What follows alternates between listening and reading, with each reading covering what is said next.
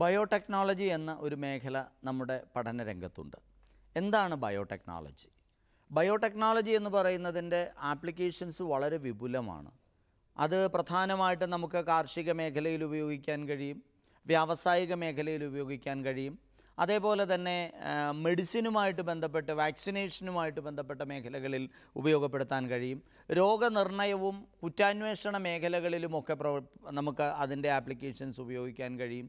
ഭക്ഷണ പദാർത്ഥങ്ങളുടെ നിർമ്മാണവും അതിൻ്റെ പ്രിസർവേഷനും ആയിട്ട് ബന്ധപ്പെട്ട്, അതും കൂടാതെ നമുക്ക് ഈ ഒരു പഠന മേഖലയെ ഉപയോഗിക്കാൻ കഴിയുന്ന പ്രധാനപ്പെട്ട ഒരു മേഖലയാണ് യുദ്ധരംഗത്ത്. ബയോ വെപ്പൺ എന്ന മേഖലയിൽ ഇത് ഉപയോഗിക്കപ്പെടാറുണ്ട്. വളരെ വിനാശകരമായ പല ബയോ വെപ്പണുകളും വൈറസുകളെയും ബയോടെക്നോളജിയിലൂടെ നമ്മൾ സൃഷ്ടിച്ച് ലോകമെമ്പാടും സൂക്ഷിച്ചു വെച്ചിട്ടുള്ളതായിട്ടൊക്കെ നമ്മൾ വായിച്ചിട്ടുണ്ട്.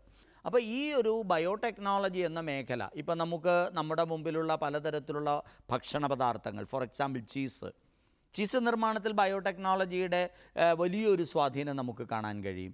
അതേപോലെ തന്നെ ബിയർ അടക്കമുള്ള മദ്യങ്ങൾ, ഇതുപോലുള്ള ചില ഭക്ഷണ പാനീയങ്ങൾ ഒക്കെ നമ്മൾ നിർമ്മിക്കുന്നതിൽ ബയോടെക്നോളജിയുടെ ഉപയോഗം അല്ലെങ്കിൽ അതിൻ്റെ ഒരു സാധ്യതകൾ വളരെ വിപുലമാണ്.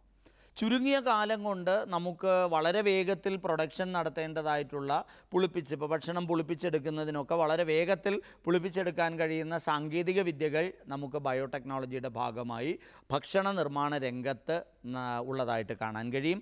അതേപോലെ തന്നെ മത്സ്യമാംസങ്ങളൊക്കെ പാക്ക് ചെയ്ത് ദീർഘകാലം സൂക്ഷിക്കേണ്ട സാഹചര്യങ്ങൾ പലപ്പോഴും ഇപ്പോൾ കപ്പലിലൊക്കെ ജോലി ചെയ്യുന്ന ആൾക്കാർക്ക് തീരത്ത് നിന്ന് അടുത്ത സ്ഥലത്തേക്ക് എത്തുന്നതിന് ചിലപ്പോൾ മാസങ്ങൾ വേണ്ടി വരാം, അടുത്ത തുറമുഖം വരെ എത്തുന്നതിന്.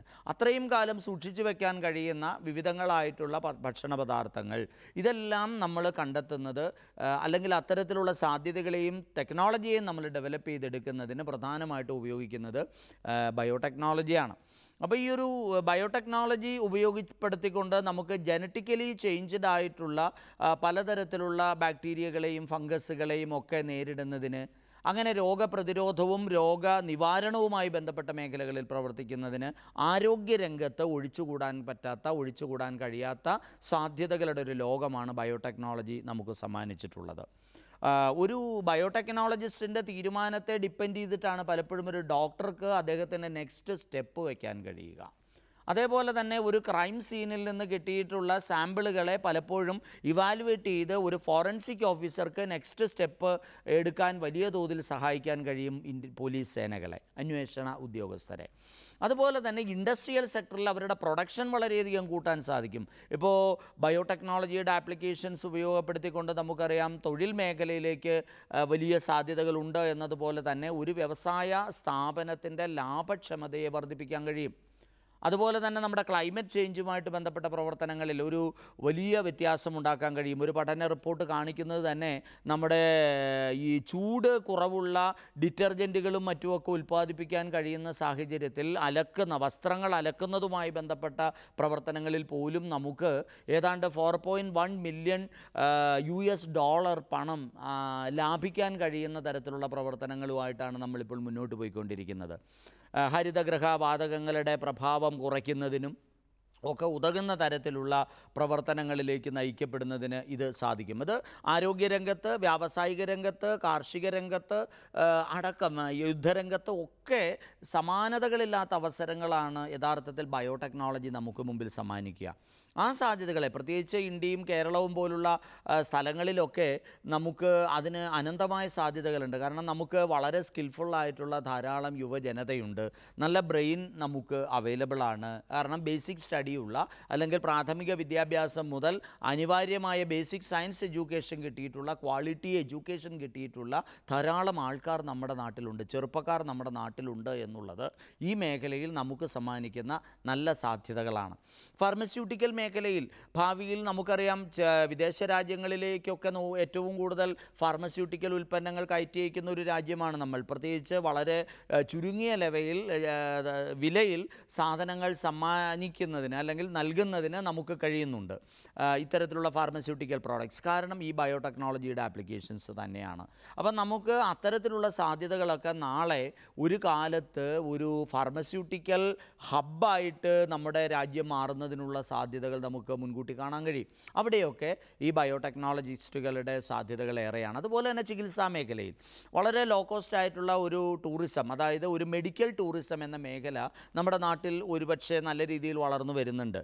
അത്തരത്തിലുള്ള മെഡിക്കൽ ടൂറിസത്തിൻ്റെ ആ വളർച്ചയുടെ തോത് വർദ്ധിപ്പിക്കുന്നതിന് ഈ ലോ കോസ്റ്റ് ആയിട്ടുള്ള രോഗനിർണയ സംവിധാനങ്ങൾ നമുക്ക് പ്രൊവൈഡ് ചെയ്യാൻ കഴിയുന്നതിലൂടെ സാധിക്കും. അപ്പോൾ അവിടെയും നമുക്ക് വലിയ വലിയ സാധ്യതകൾ, ഒരു ടൂറിസം സെക്ടറായാലും ഹൈജീനിക്കിൻ്റെ സെക്ടേഴ്സ് ആയാലും അതുപോലെ തന്നെ ഫുഡ് പ്രൊഡക്ഷനും അതിൻ്റെ പ്രിസർവേഷനുമായിട്ട് ബന്ധപ്പെട്ട മേഖലകളിലായാലും പുതിയ പുതിയ പ്രോഡക്റ്റുകൾ ഉണ്ടാക്കുന്നതുമായിട്ട് ബന്ധപ്പെട്ട് നോക്കിക്കഴിഞ്ഞാൽ നമുക്കറിയാം, ഇപ്പോൾ ബയോഗ്രേഡബിൾ ആയിട്ടുള്ള പലതരത്തിലുള്ള പ്ലാസ്റ്റിക്കുകളും മറ്റുമൊക്കെ നമ്മുടെ നാട്ടിലുണ്ട്. അപ്പം നമ്മുടെ ഈക്കോ ഫ്രണ്ട്ലി ആയിട്ടുള്ള പുതിയ പ്ലാസ്റ്റിക് ഉൽപ്പന്നങ്ങൾ, അതുപോലെ തന്നെ മറ്റു തരത്തിലുള്ള ഉൽപ്പന്നങ്ങൾ ഒക്കെ ഡെവലപ്പ് ചെയ്യുന്നതിലും ഇത്തരത്തിലുള്ള ബയോടെക്നോളജിസ്റ്റുമാരുടെ റോള് വളരെ വിശാലമാണ്. അതുപോലെ തന്നെ കാർഷിക മേഖലയിൽ വളരെ കുറച്ച് ജലം, നമുക്കറിയാം വെള്ളം വളരെ കുറവാണ് നമുക്ക്. അപ്പോൾ ഈ വെള്ളം ആവശ്യത്തിന് വെള്ളമില്ലാത്ത ഒരു നാടാണ് നമ്മളുടെ നാട്, നമ്മുടെ ലോകം എന്ന് നമുക്കറിയാം. കാരണം ജനസംഖ്യ വളരെ കൂടി വരുന്നു, ശുദ്ധജലത്തിൻ്റെ അഭാവം വളരെയധികം പല സ്ഥലങ്ങളിലും നേരിടേണ്ടി വരുന്നു. അപ്പോൾ നമുക്ക് വെള്ളം വളരെ കുറച്ച് സസ്യങ്ങളെ വളർത്താൻ കഴിയുമോ? അതുപോലെ തന്നെ നമുക്ക് ഒരു സ്ഥാപനത്തിൻ്റെ പ്രൊഡക്ടിവിറ്റി എത്രമാത്രം കൂട്ടാൻ കഴിയും? ഇപ്പം നോർമൽ സിറ്റുവേഷനിൽ നമ്മൾ ഒരു ചീസ് ഉൽപ്പാദിപ്പിക്കുന്ന അല്ലെങ്കിൽ വൈനോ ബിയറോ ഒക്കെ ഉൽപ്പാദിപ്പിക്കുന്ന ഒരു സ്ഥാപനത്തിൽ ഇതിങ്ങനെ പുളിപ്പിച്ച് അത് ഫെർമെൻറ്റേഷൻ ചെയ്ത് വരുന്ന ഒരു കാലമുണ്ട്. ആ കാലം നമുക്ക് നോർമൽ സ്റ്റേജിൽ നിന്ന് ബയോടെക്നോളജിയുടെ ആപ്ലിക്കേഷൻസിൽ നേർപകുതിയായിട്ടോ അല്ലെങ്കിൽ ഒരു 60% 40% ഒക്കെ കുറയ്ക്കാൻ കഴിയുകയാണെങ്കിൽ സ്വാഭാവികമായിട്ടും പ്രൊഡക്ടിവിറ്റി നേരെ ഏതാണ്ട് ഡബിളായിട്ട് വർദ്ധിക്കുന്ന സാഹചര്യം ഉണ്ടാവും.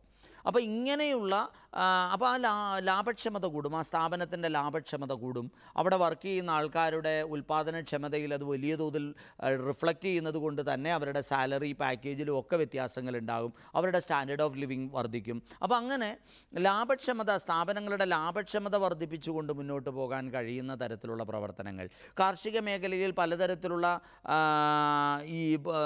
ഇപ്പം നമുക്ക് ബാക്ടീരിയകളും ഫംഗസുകളെയും ഒക്കെ പലപ്പോഴും നമ്മൾ ഉപയോഗിക്കുന്നത് ഇത്തരത്തിലുള്ള ഭക്ഷണങ്ങൾ നിർമ്മിക്കുന്നതിനും ഒക്കെ ഉപയോഗിക്കുന്നത് പോലെ തന്നെ കാർഷിക മേഖലയിൽ പെസ്റ്റിസൈഡ്സിന് പകരമായിട്ട് നമുക്ക് ഉപയോഗിക്കാൻ കഴിയുന്ന സാഹചര്യങ്ങൾ ഡെവലപ്പ് ചെയ്ത് വരുന്നതായിട്ട് നമുക്ക് കാണാം. പല കീടങ്ങളെയും ആക്രമിക്കാൻ അല്ലെങ്കിൽ അതിനെ ഭക്ഷിക്കുന്ന, അതിനെ ഇല്ലാതാക്കി കളയുന്ന തരത്തിലുള്ള മനുഷ്യനും അല്ലെങ്കിൽ ഇത്തരം നമ്മുടെ ഒരു ഇക്കോസിസ്റ്റവുമായിട്ട് ഫ്രണ്ട്ലി ആയിട്ട് പ്രവർത്തിക്കുന്ന തരത്തിലുള്ള പുതിയ പുതിയ സങ്കേതങ്ങളെ ഇത്തരത്തിലുള്ള മേഖലകളിൽ നമുക്ക് ഉപയോഗിക്കാൻ കഴിയും.